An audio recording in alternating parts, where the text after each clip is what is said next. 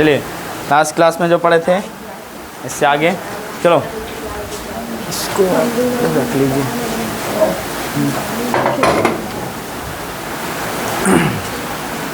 तो एक वर्ड है जिसका नाम है एंग्विश। इसको क्या पढ़ोगे? एंग्विश पढ़ोगे, ठीक है ना। एंग्विश मतलब होता है वेदना या व्यथा। इसका मतलब एक्सट्रीम या अनहैप्पीनेस।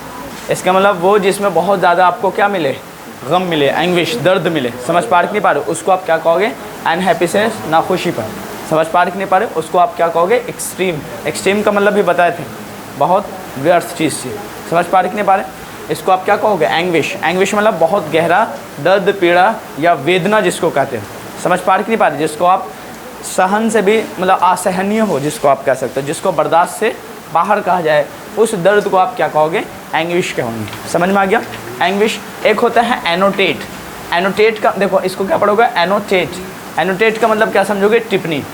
वैसा चीज़ को टिप्पणी कहोगे जहाँ पे आपको समझ में नहीं आए और ऐसा कोई एक्सप्लेन करके जाए कि हर कुछ एकदम क्लियर हो जाए। जैसे कई जगह पे होता है कि नहीं होता, उसे वो कहते हैं to add a brief explanation. ऐसा चीज़ ऐड कर देना, ऐसा एग्जाम्पल दे देना कि हर कुछ समझ में आए कि कहना क्या चाह रहे हैं। उस चीज़ को आप क्या कहोगे? एनोटेट। एनोटेट मतलब कुछ एनोटेट कीजिए, कुछ ऐसा टिप्पणी दीजिए जिससे हर कुछ क्लियर हो जाए, बताना क्या चाह रहे हैं। उस चीज़ को आप क्या कहोगे? एनोटेट कहोगे। एनोटेट मतलब होता है टिप्पणी, to add a brief explanation. एक और होता है एनोनिमस। एनोनिमस का मतलब होता है गुमनाम, जिसका कोई अता पता ना हो। मेड और डन बाय समवन अननोन। ऐसा लोग कुछ ऐसे काम कर देते हैं जिसका कोई पता नहीं चलता कोया कौन है। समझ पा रहे कि नहीं पा रहे? गुमनाम को ही आप क्या बोलते हो? एनोनिमस कहोगे, जिसका कोई पता आता ना हो लेकिन किया गया हो। होता ना कभी कभी कुछ काम हो जाता है लेकिन पता नहीं चलता किया किसने है, तो आप उसको क्या कहोगे? एनोनिमस कहोगे, गुमनाम, जिसका कोई पता नहीं है किसने किया। समझ पा रहे कि नहीं पा रहे? आगे एक और होता है एंटीसीडेंट। एंटीसीडेंट मतलब होता है पूर्वगामी। पूर्वगामी। पूर्वगामी मतलब होता है समथिंग या समवन एग्जिस्टिंग बिफोर, जो पहले से क्या मालूम चले रहता हो, एग्जिस्ट करता हो। समझ पा रहे कि नहीं पा रहे? उस चीज़ों को आप क्या कहोगे? एंटीसीडेंट कहोगे, पूर्वगामी। इसका मतलब मालूम चला आपकी दुनिया में अभी देखो 200 वर्ष पीछे चले जाओ, क्या मोबाइल का कुछ अता पता था? 200 वर्ष पहले अगर कोई लोग कहते कि एक ज़माने में मोबाइल आएगा, तो उस सिस्टम को आप क्या कहोगे? एंटीसीडेंट कहोगे कि इससे मतलब पूर्वगामी लगा रहे हैं, ऐसा कहा जा रहा है कि आने वाले सिचुएशन में ऐसा होगा, तो उस सिस्टम को आप क्या कहोगे? पूर्वगामी। जो थिंकिंग देते, विचार देने वाले होते हैं कि ऐसा ना आने वाले जीवन में, ऐसे लाइफ में ऐसा ऐसा होगा ज़िंदगी में, तो उस सिस्टम को आप कहोगे? पूर्वगामी कहोगे, एंटीसीडेंट कहेंगे, ठीक है ना। या जो पहले से एग्जिस्ट करता हो, लोगों को मालूम नहीं है, लोगों को बताया गया हो फिलॉसफी के थ्रू कि हाँ ये ऐसा ऐसा होगा, और वो कुछ दिनों के बाद आने वाली ज़िंदगी में हैपन होता है, तो इस सिस्टम को आप क्या कहोगे? एंटीसीडेंट कहेंगे कि आप उसको क्या कहो? पूर्वगामी, कि हाँ ऐसा ऐसा धर्म में बताया गया था, एंटीसीडेंट है ये। समझ पा नहीं पा रहे? उसको कहोगे जो पहले से एग्जिस्ट करता हो। एपैथी का मतलब होता है उदासीनता। उदासीनता मतलब होता है लैक ऑफ इंटरेस्ट, जिसमें आपका इंटरेस्ट, रुचि की कमी हो। समझ पा रहे के बाद उसको कहते हैं एपैथी। एपैथी मतलब कभी कभी ना किसी चीज़ को काम करने में आपका मन न करो तो क्या कहोगे? एपैथी है भाई। एपैथी मतलब जिसमें मेरा इंटरेस्ट ही ना हो, जिसमें मेरा इंटरेस्ट या रुचि की कमी आ जाए। उसके बाद क्या कहोगे? या एंथुजियाज्म, इमोशन। जिस एंथुजियाज्म का मतलब वही होता है इंटरेस्ट, रुचि। इमोशन का मतलब वही समझते हो, भावना या रुचि की कहीं कमी लगे, उसको आप क्या कहोगे? एपैथी कहोगे। समझ पा रहे? एपैथी का मतलब क्या होता है? जिसमें आपका रुचि कम हो, इंटरेस्ट कम हो, उस चीज़ को आप क्या कहोगे? एपैथी। एक होता है अपेलिंग। अपेलिंग का मतलब होता है बहुत भयावह, जिसको आप निर्दयी कहते हो। मालूम चला जैसे हिटलर के ज़माने में यहूदी का था ना, उस सिचुएशन को मतलब जीना हराम कर देना किसी का, वो कंडीशन निर्दयी वाला होता है ना, उस कंडीशन को आप अपेलिंग कहोगे। अपेलिंग का मतलब होता है बहुत दुर्दशा, खराब होना, उसको आप कहते हो वेरी बैड या शॉकिंग। समझ पा रहे कि नहीं पा रहे? उस सिचुएशन को आप क्या कहोगे? अपेलिंग कहोगे। समझ पा रहे कि नहीं पा रहे? अपेलिंग का मतलब सीधा सीधा बहुत बुरा, इतना बुरा कि असहनीय होता है, उस चीज़ को आप अपेलिंग कहोगे। अपीजमेंट। अपीजमेंट मतलब होता है तुष्टिकरण। तुष्टिकरण मतलब होता है the act of giving advantage और one party to one party, मतलब किसी भी एक संस्था का, ऑर्गेनाइजेशन, किसी दल को आप एडवांटेज देने लगते हो किसी काम के थ्रू, उसको आप क्या कहते हो? अपीजमेंट। मालूम चला आप कुछ एक्टिंग कर रहे हो जिसकी वजह से किसी पार्टी का आपके एक्टिंग की वजह से क्या हो रहा है? फ़ायदा हो रहा है, तो इसको क्या कहेंगे? अपीजमेंट कहेंगे। कई जगह एडवर्टीजमेंट में, एडवर्टीजमेंट समझते हो, कई जगह पे प्रचार के थ्रू ये अपीजमेंट पार्टी को मिलता है। समझ पा रहे कि नहीं? कार्टून बना दिया उस पार्टी का और वैसे ऐसा किया तो उसको क्या मिलेगा? अपीजमेंट मिलेगा। समझ पे आ गया कि नहीं आ गया? अब देखोगे आर्काइव्स, आर्काइव्स का मतलब होता है ऐतिहासिक या सरकारी दस्तावेज जहाँ रखा जाए। आप कहीं जगह पे जाओगे तो मोनूमेंट्स वगैरह में, मोनूमेंट्स ओल्ड बिल्डिंग में कहीं जाओगे तो ऐसा आर्काइव्स बहुत मिलेगा जहाँ पे मतलब एंशियंट थिंग्स को रखा जाता है। आर्काइव्स ऐतिहासिक चीज़ों को रखा जाता है कि देखो उस ज़माने का ऐसा था। समझ पा रहे कि नहीं पा रहे? उसको आप क्या कहोगे? आर्काइव्स कहोगे। क्लियर हुआ? जहाँ ऐतिहासिक चीज़ या सरकारी दस्तावेज रखा जाता है उसको आप क्या कहोगे? आर्काइव्स। आर्गूमेंटेशन, आर्गूमेंटेटिव होता है, एक आर्गूमेंटेशन होता है। यहाँ आर्गूमेंटेटिव की बात करता हूँ। आर्गूमेंटेटिव का मतलब होता है बहस करने वाला। कई ऐसे लोग होते हैं, आर्गू का मतलब होता है बहस करना, जिसको आप डिस्कस कहते हो, और आर्गूमेंटेटिव का मतलब होता है बहस करने वाला। कई लोग होते हैं ना आर्गूमेंटेटिव, हर चीज़ों में बहस करने वाले होते हैं, तो उसको क्या कहोगे? आर्गूमेंटेटिव, बहस करने वाला। ऑफन आर्गुइंग और रेडी टू आर्गू, मतलब हमेशा ये उलझालू होते हैं, हमेशा रेडी तैयार होते हैं, हमेशा किसके लिए? आर्गू करने के लिए, बहस करने के लिए, या तैयार पहले से रहते कि आज बेटा देख लेंगे। होता है कि ना, जैसे शादी नया नया हो तो थोड़ा समय कभी कभी हो जाता, तैयार रहेंगे पहले से। कई लोग को ट्रेनिंग मिल जाता है कि देखो जाते ही ऐसे ऐसा करना है। होता है कि नहीं होता? नहीं, आप लोग को मिलेगा 2-3 4-5 साल के बाद। लड़के लोग को तो पहले से ट्रेनिंग मिला रहता है कैसे कैसे अरेंजमेंट करना है, मैनेजमेंट करना। तो आर्गूमेंटेटिव मतलब बहस करने वाले, ऑफन आर्गुइंग और रेडी टू आर्गू। आर्टिकुलेट का मतलब क्या होता है? चलिए, ट्रेनिंग लेना भी चाहिए, गलत बात नहीं है, लेकिन गलत वे में नहीं। आर्टिकुलेट का मतलब क्या होता है? अच्छा वक्ता, जिसकी स्पीकिंग स्किल्स बहुत अच्छी हो, सुनने के बाद लगे कि 1 घंटा नहीं 2-3 घंटा और सुने इनकी बातें। ऐसे वक्ता को आप क्या कहोगे? आर्टिकुलेट कहोगे। स्पीकर जो होते हैं इनकी बातें कभी कभी इतनी अच्छी होती है कि सुनने का मन बहुत ज़्यादा करता है। आपने देखा है कि नहीं देखा? तो उसको कहोगे आर्टिकुलेट। आपके अंदर भी ये चीज़ें आ सकती है, लेकिन प्रैक्टिस से आती है कि कैसे प्रोनाउंसिएशन करते हैं, उच्चारण कैसे करते हैं, उसको आप क्या कहोगे? आर्टिकुलेट कहोगे। आर्टिकुलेट मतलब होता है अच्छा वक्ता, जिसको अ गुड ऑडिटर कहते हो। ऑडिटर का मतलब समझोगे गुड स्पीकर समझोगे। स्पीकर मतलब जो वक्ता होता है, बोलने वाला होता है। समझ पा रहे? कहीं ऐसे तकरीर स्पीच के थ्रू सुनने का मन करता है कि वाह क्या बात बोला इन्होंने। समझ पा रहे कि नहीं पा रहे? फिलॉसफी की बात कहीं ऐसे लोग करते हैं।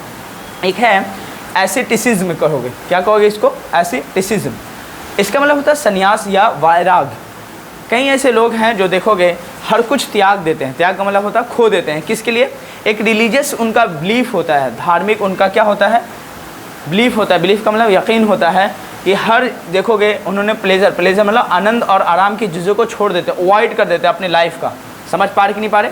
देखोगे कई लोग होता ना उपवास रोज़ा रखते हैं अपने जीवन को क्या करने के लिए? थोड़ा बहुत कठिनाई देने के लिए कि चलो कोई बात नहीं है, हमारे मैसेंजर ने ऐसा किया था तो हम लोग भी ऐसा करेंगे, देखेंगे कि कैसा होता है।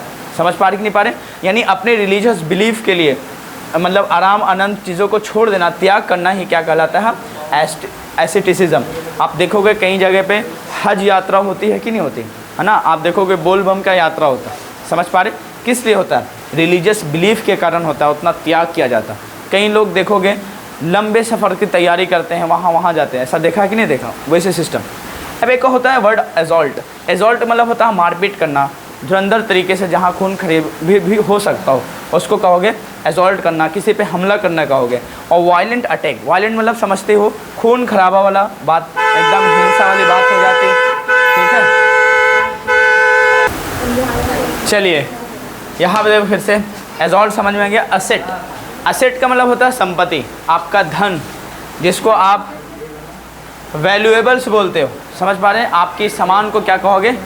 वैल्यूएबल्स कहोगे। लगेज, जिसको आप सामान, लगेज तो बहुत छोटा हो गया। असेट का मतलब होता है संपत्ति। संपत्ति का मतलब जिसमें आपका बहुत बड़ा इन्वेस्टमेंट होता हो। समझ पा रहे हैं? करोड़ों अरबों का खेल होता है, उसमें उस बड़े संपत्ति को क्या कहोगे आप? असेट कहोगे, वैल्यूएबल्स कहोगे। एक होता है एट्रोसिटीज़। एट्रोसिटीज़ मतलब होता है जुल्म, सितम जिसको आप कहते हो, उसको कहते हैं वायलेंट एंड क्रूअल एक्ट, जिसमें बेरहमी की तरह काम किया जाए, वायलेंट किया जाए, खून खराबा किया जाए, उसको आप क्या कहते हो? जुल्म कहते हो, जिसका मतलब होता है एट्रोसिटीज़। एट्रोसिटीज़ का मतलब समझ में आ गया? जुल्म, जिसको आप क्या कहते हो? सितम कहते हो। इस सितम, हाँ, इतना जुल्म ना किया जाए, तो उसका मतलब होता है एट्रोसिटीज़। एट्रोसिटीज़ का मतलब क्या समझोगे? जुल्म कहोगे। एक और होता है एटेन्यूएट। एटेन्यूएट का मतलब होता है शांत करना, किसी को पीस देना। पीस मतलब समझ, शांति, ठीक है ना? शांत करना, काम, जिसको क्या होगा? या सूद कहोगे। ठीक है ना? एक वर्ड है देखो, एटेन्यूएट हो गया। एटेन्यूएट के बाद होता है एट्रीशन। चलो देखो, एट्रिशन का मतलब होता है सन्निघर्षण। सन्निघर्षण क्या होता है देखो, gradual weakening of something. Gradual weakening का मतलब होता है किसी चीज़ का धीरे धीरे कमज़ोर पड़ना, उसको आप क्या कहोगे, एट्रिशन। कई लोग ऐसे होते हैं, देखो हमारी लाइफ का पैराग्राफ या ग्राफ आप देखोगे बिल्कुल कैसा होता है, यूँ होता है कि नहीं होता है, हमेशा है लोग की जीवन ऐसी जाती है बाबू, एक हाई पीक पे फिर धीरे धीरे कहाँ चली जाती, नीचे चली जाती है ना। आप लोग कहाँ पे हैं, यहाँ पे होंगे है ना, फुल फ्लेज आया नहीं अभी तक, हम लोग अभी टॉप पे हैं। अच्छा टॉप पे है नहीं, यहाँ अभी कहाँ पहुँचे हैं, यहाँ है अभी, यहीं होंगे धीरे धीरे, और ये ताकत आ रही होगी और फिर धीरे, अच्छा यहाँ पे आप पहुँच गए हैं, वाह। नहीं यहाँ तक होंगे, तुम किधर है, इधर तक चलो ठीक है। हाँ वो जो नहीं हुआ वो तो जीरो पे होगा, यहाँ पर शुरुआत ही नहीं हुआ था। चलो अब लाइफ की मैं मतलब ग्राफ बता रहा हूँ कि कैसे होता है। एट्रिशन का मतलब सुनो, the gradual weakening of something, किसी चीज़ का धीरे धीरे क्या होना, वीकनिंग होना, कमज़ोर पड़ना। एक और होता है ऑगमेंट। ऑगमेंट का मतलब होता है बढ़ाना, टू ऐड या इंक्रीज़, किसी चीज़ में बढ़ाना या ऐड करना, जोड़ देना, उसको क्या कहोगे, ऑगमेंट कहोगे। समझ पा रहे कि नहीं पा रहे, क्लियर है ये बातें, क्लियर।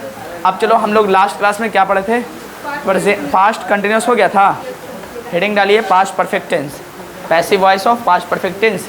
एक तरफ एक्टिव लिखिए, दूसरी तरफ पैसिव। एक बार याद आ जाएगा, बताओ। एंग्विश मतलब होता है वेदना, व्याथ है जिसमें अनहैप्पीनेस होता है, बहुत दर्द, पीड़ा। एनोटेट का मतलब होता है टिप्पणी, जिससे ऐसा कुछ बातें बताना, ऐसा कमेंट करना जिससे पूरी बातें क्लियर हो, क्या कहना चाह रहे हैं ना। एनोनिमस का मतलब होता है गुमनाम। एंटीसीडेंट मतलब होता है पूर्वगामी। एपेथी मतलब होता है उदासीन। और एपेलिंग का मतलब होता है बहुत भयावह, जिसमें मतलब दयनीय स्थिति जिसको कहते हैं आप। अपीजमेंट मतलब होता है तुष्टिकरण, समझ पा रहे हैं, जिसमें एडवांटेज मिलता हो किसी पार्टी को, दल को, जो आप काम करते हो, एक्ट करते हो।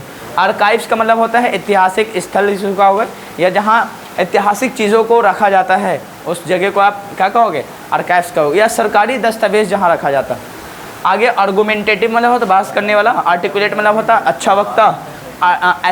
एसेटिसिज्म का मतलब होता है संन्यास या वैराग, जहाँ आप अपने आप को त्याग देते हो सब कुछ, है ना, रिलीजियस बिलीफ के कारण। समझ पा रहे कि नहीं पा रहे। अब देखिए यहाँ पे एजॉल्ट। एजॉल्ट मतलब होता है मारपीट। असेट मतलब होता है संपत्ति। एटोसिटीज मतलब होता है जुल्म। एटेन्यूएट मतलब होता है शांत करना। एट्रिशन मतलब होता है सन्निघर्ष। सन्निघर्षण क्या होता है, ग्रेजुअल वीकिंग। ग्रेजुअल मतलब होता है धीरे धीरे, ठीक है ना। वीकनिंग मतलब होता है कमज़ोर पड़ना। ऑफ समथिंग, किसी चीज़ का धीरे धीरे कमज़ोर पड़ना, इसे वो कहते हैं सन्निघर्ष। कभी कभी ना हिंदी वर्ड समझ में नहीं आएगा, है ना, तो मुझे उम्मीद है कि मैं समझा देता हूँ यहाँ पे इंग्लिश का एक्सप्लेनेशन से। ऑगमेंटेड का ऑगमेंट का मतलब होता है बढ़ाना, किसी चीज़ को इंक्रीज़ करना या ऐड करना। हेडिंग डालिए past perfect, passive voice of past perfect tense. एक तरफ एक्टिव लिखिएगा और दूसरी तरफ क्या लिखोगे, पैसिव। एक्टिव और पैसिव। चलिए चलो, एक तरफ एक्टिव और दूसरी तरफ क्या लिखोगे, पैसिव लिखोगे। एक्टिव की तरफ खुद से लिख सकते हैं क्या, लिख लीजिए। आप क्या लिख सकते हैं, आपको तो मालूम होगा, पूरा टेंस पढ़ कर आए हैं, और जो बच्चा टेंस पढ़ कर आया है उसको पूरा एक्टिव ही पूरा टेंस ही वाला तो होता है। चलिए देखो, passive voice of, passive voice of, शायद यहाँ नहीं आ रहा होगा, यहाँ पे लिख लिए थोड़ा सा। Passive voice of past perfect tense. Past perfect tense, एक तरफ लिखोगे एक्टिव और दूसरी तरफ क्या लिखोगे, पैसिव लिखोगे। एक तरफ एक्टिव और दूसरी तरफ क्या लिखेंगे, पैसिव। देखो एक्टिव के केस में आपने पढ़ा होगा, सब्जेक्ट होता था, याद करो, हेड होगा, उसके बाद थर्ड फॉर्म वर्ब ऑब्जेक्ट होगा, यही ऑब्जेक्ट क्या बनेगा, सब्जेक्ट बनेगा। और याद कीजिए has have third form verb present perfect, तो इसका पैसिव वॉइस कैसे बनता था, हैज़ हैव तो होता था, तो यहाँ पे हेड होगा, यहाँ पे हेड के बाद क्या होगा, आपको बताया भी ना, यहाँ तो हेल्पिंग वर्ब रहेगा, जहाँ पे थर्ड फॉर्म वर्ब मिले उसका passive voice been plus V3 में बदल जाएगा, है ना, बीन प्लस V3। आप बाई प्लस क्या लगाओगे, सब्जेक्ट होगा कि ना। सब्जेक्ट क्या, ये प्रीपोजिशन है तो ऑब्जेक्ट का कैसे यहाँ पे लगेगा, लेकिन सब्जेक्ट ही यहाँ ऑब्जेक्ट बनेगा, लास्ट में फुल स्टॉप। इनकेस कुछ एक्स्ट्रा बातें अगर सेंटेंस में लिखी हो तो बाई प्लस सब्जेक्ट से पहले इसको ऐड कर देना है वर्ब के बाद। मुझे उम्मीद है बातें समझ में आ गया। जैसे एक मैं सेंटेंस लिखता हूँ, he had done it, he had done it, तो क्या इसका पैसिव वॉइस बनेगा? बिल्कुल बनेगा। यही इट का बताओ, इट यहाँ सब्जेक्ट बनेगा, हैड अपने जगह पे होगा, बीन होगा, उसके बाद थर्ड फॉर्म वर्ब क्या बनेगा? डन होगा ना, कोई दिक्कत तो नहीं। आप बाई लगा के आप हिम लिख सकते हो, ये बन गया इसका पैसिव वॉइस। अब मैं हिंदी रेफरेंस ले लेता हूँ। मैं बोलूँ ही हैड डन इट, वह इस काम को किया था या कर चुका था, तो इसका मतलब होगा वह इसे किया था, इसे किया था, तो वह इसे किया था, वह इसे किया था। इसका पैसिव वॉइस इसे उसके द्वारा किया गया था, इसे उसके द्वारा किया गया था, किया गया था। अगर इतनी होता, इसको द्वारा ना होता, तो वहाँ पे बाई हिम नहीं लिखते, बस इसे किया गया था, तो इट हैड बीन डन। समझे? चलिए मैं बोलूँ I had taught him English, क्या इसका पैसिव वॉइस बनाओगे? डबल ऑब्जेक्ट है, कैसे बनेगा? मैंने उसे अंग्रेज़ी पढ़ा दिया था। अब इसके पास डबल ऑप्शन है, तो इसका दो पैसिव वॉइस पॉसिबल है। पहले मैं मान लेता हूँ कि इंग्लिश को मैं ऑब्जेक्ट लेके यहाँ सब्जेक्ट लेके चलता हूँ, उसके बाद क्या लगाओगे? हैड बीन आ जाएगा, होगा ना, हैड बीन। टॉट का थर्ड फॉर्म टॉट ही रह जाएगा, TAUGHT टॉट, होगा ना। देखो एक्स्ट्रा बातें क्या बनाओगे? हिम है, तो बताइए एक होता है डायरेक्ट ऑब्जेक्ट, एक होता है इनडायरेक्ट ऑब्जेक्ट। डायरेक्ट ऑब्जेक्ट उनको कहोगे जो थिंग्स के रिलेटेड आता है ना, थिंग्स के रिलेटेड जो भी आता है समझ जाओ डायरेक्ट ऑब्जेक्ट, जो पर्सन को डिनोट करता समझना इनडायरेक्ट ऑब्जेक्ट। क्लियर है? लेकिन ये बातें गलत है। 100% कौन सा बातें होगा? जो डायरेक्ट मीनिंग वर्ब के साथ दे देता है, उसे कुछ एक्स्ट्रा ऑब्जेक्ट की ज़रूरत नहीं पड़ती, उसको आप क्या कहोगे? Direct object. देखो पढ़ाने के लिए किसी पर्सन को नहीं पढ़ाओगे, पढ़ाने के लिए कोई क्या होता है? सब्जेक्ट होता है किसी पर्सन को पढ़ाने के लिए, पर्सन थोड़ी पढ़ा देंगे। समझ पा रहे कि नहीं पा रहे? तो ये हो जाएगा डायरेक्ट ऑब्जेक्ट, क्योंकि ये हट भी जाएगा तो मीनिंग कंप्लीट करके जाएगा।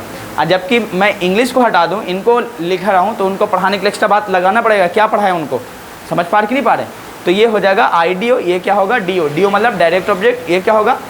Indirect object. ये 99% सही होता है कि जो पर्सन आता है उसको हमेशा क्या मानते हैं? IDO मानते हैं। लेकिन कुछ ऐसा वर्ब है, जैसे किल है, किल का मतलब क्या होता है? हत्या करना, तो किल्ड हिम हो जाएगा। तो ये बताओ डायरेक्ट है कि इनडायरेक्ट? पर्सन तो है, लेकिन ये डायरेक्ट ऑब्जेक्ट होगा। क्यों? डायरेक्ट मीनिंग दे रहा है, किसी और एक्स्ट्रा ऑब्जेक्ट की जरूरत नहीं पड़ रही उसको। समझ पा रहे कि नहीं पा रहे? तो ये हो जाएगा। ये केस में कभी कभी होता है, लेकिन इसको मान के चलना, जो पर्सन के रिलेटेड आता है उसको RDO कहोगे, जो मतलब थिंग्स के रिलेटेड आता है, किसी वस्तु को दिखाता है, समझ जाना DO है। इसको बनाने के लिए क्या लगाओगे? हैड बीन, उसका टॉट टू लगाना पड़ेगा, उसके बाद आप ऑब्जेक्ट लगाओगे, इनडायरेक्ट ऑब्जेक्ट, उसके बाद बाई लगा के क्या लगाएंगे? यहाँ पे आई का मी हो जाएगा, समझे? और उसके बाद यहाँ पे ये बनाओगे, हो सकता मैं इनको उठा लूँ, इनको उठाओगे तो क्या बनेगा? ही हो जाएगा। ही के अकॉर्डिंग क्या लगाओगे? हैड बीन होगा, हैड बीन टॉट होगा। और उसका डायरेक्ट ऑब्जेक्ट है ना, इसको छोड़ के आए, इसको डायरेक्ट उतारिएगा। टॉट लगाने के बाद डायरेक्ट इंग्लिश लिखोगे, क्योंकि जो पढ़ाया वो दिखा दोगे ना आप, टॉट इंग्लिश। यहाँ पे प्रीपोजिशन टू लगाओगे नहीं, क्योंकि एक्शन डायरेक्ट होगा ना। यहाँ आप बाई लगा के क्या लगाओगे? मी लगाना पड़ेगा। दोनों अपने अपने जगह पे सही है, ठीक है। चलिए अब इसका मतलब क्या होगा? I had taught him English, मैंने उसे अंग्रेज़ी पढ़ा दिया था। इसका मतलब इंग्लिश उसे पढ़ा दिया गया था मेरे द्वारा। इसका मतलब होगा he had been taught English. बात बराबर ही, दोनों की हिंदी एक ही है, लिखने के स्टाइल अलग अलग, ठीक है। मुझे उम्मीद है बातें क्लियर। क्या आप नेगेटिव खुद से बनाएंगे? कितने नंबर पे नोट लगाओगे वो तो मालूम है आपको। इंट्रोगेटिव बनाओ, इंट्रोगेटिव नेगेटिव बनाओ, जल्दी जल्दी बन जाएगा ना। चलिए do fast, I hope you will do it, come on. चलिए तो नेगेटिव मालूम ही है कैसे बनाओगे? तीसरे नंबर पे नोट रख के, सब्जेक्ट हैड नॉट, और यहाँ पे भी क्या आएगा? सब्जेक्ट हैड नॉट, ठीक है। बाकी बन ही जाएगा। मैं बोलूँ वह इस काम को नहीं किया था, तो he had not done it, sorry he had not done it, वैसे नहीं किया था, इसे उसके द्वारा नहीं किया गया था, तो it had not been done by him हो जाएगा। क्लियर? इंट्रोगेटिव भी बनेगा, हेड बाहर निकाल दीजिएगा, इस वजह से भी हेड बाहर आ जाएगा। बाकी सब जानते हुए कैसे होगा, कुछ करना नहीं है। समझ में आया? इंट्रोगेटिव प्लस नेगेटिव बना लोगे, ट्राई योर लेवल बेस्ट, ठीक है, पक्का ना। चलिए अगला हेडिंग डालिए, passive voice of past perfect continuous tense.